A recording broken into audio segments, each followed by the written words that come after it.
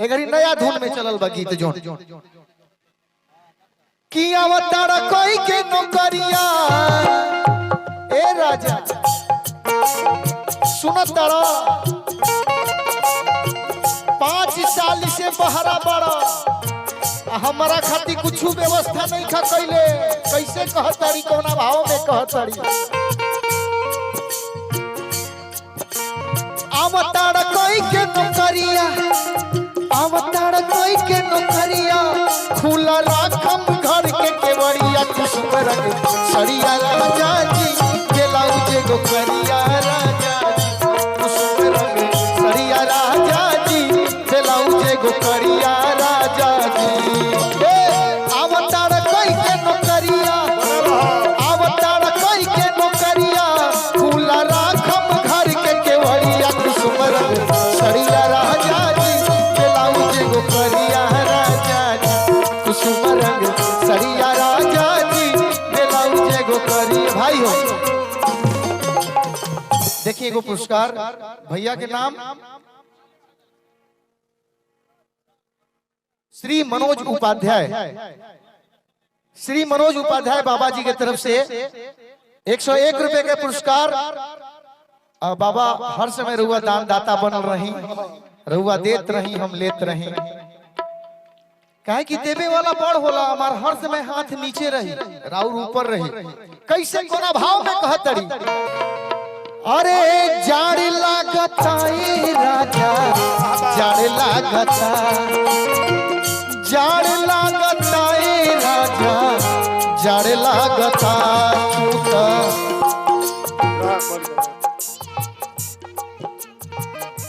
अरे वाह देखी एगो छोट भाई श्री बिहारी शर्मा जी के रउआ लइका हई कि नाती के कर बिहारी शर्मा जी के वहाँ के तरफ से 101 रुपए के पुरस्कार।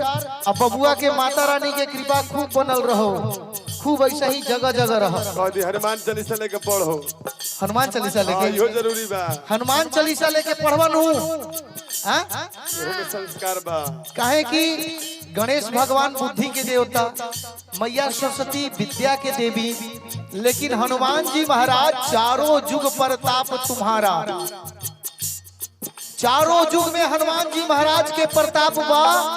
और इतने ना वहां के जब हमने के बोलिया श्री गुरु चरण सरोज रज निजमन मुकुर सुधार वर्णो रघुवर विमल जसु जोदा एक फल चार बुद्धिहीन तनु जानिके सुमिरौ पवन कुमार बल बुद्धि विद्या जे हनुमान जी के भज नहीं एके देवता के उनके सब कुछ भेटा जाए देहु मही हरहु कलेशी कारण। ठीक बा बबुआ धन्यवाद। कैसे हो घाम लाग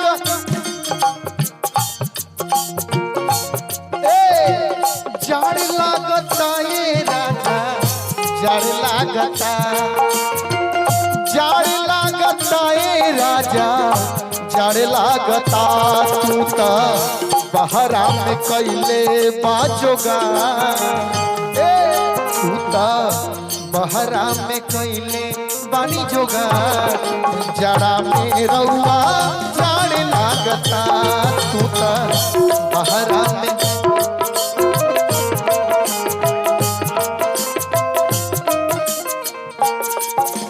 देखिए एगो पुरस्कार फिर से श्री रोहित मिश्रा जी के तरफ से। और मिसिर जी पे चूंकि माहौल नहीं खे लेकिन थोड़ा सा माहौल बनावता नहीं। अरे कैसे गाड़े पैबा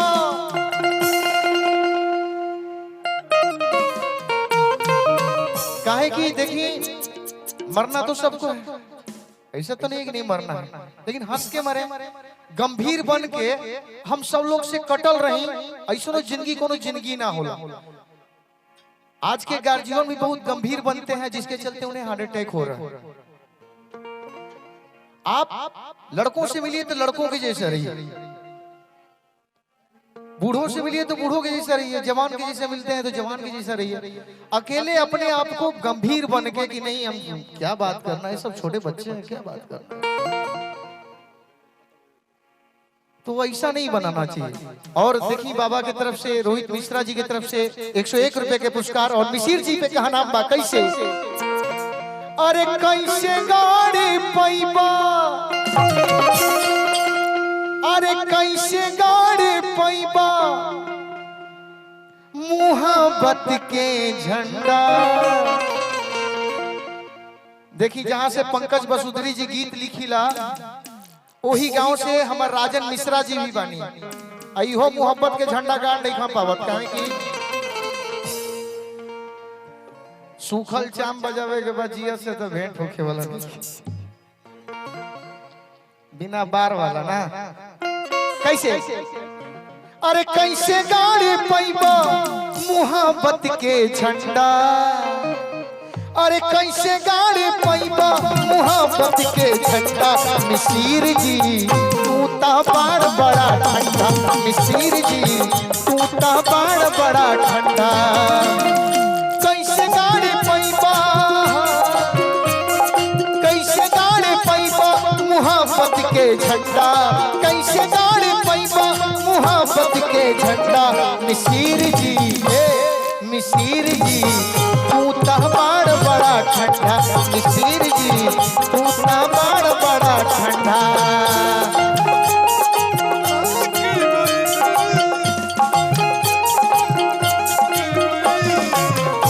और यही तई में 4 दिन खाती बाकी हल्का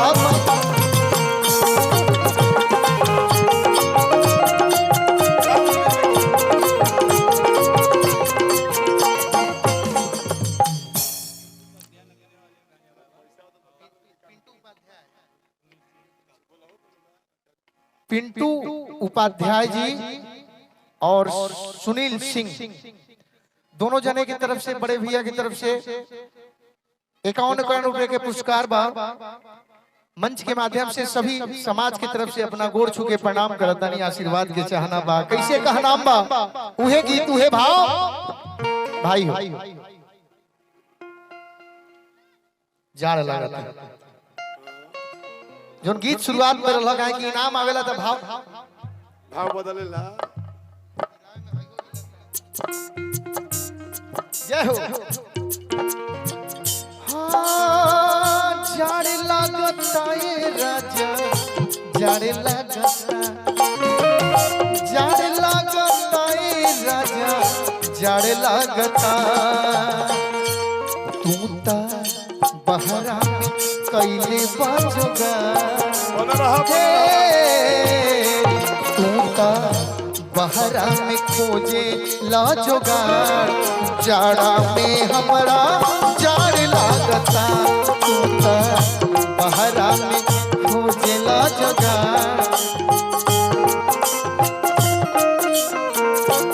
औरी का कहतरी भाई हो, औरी कैसे कहतरी, लाली रे पलंगिया से जिया डसाई, सड़िया सिल्क वाला पेन के झमकाई।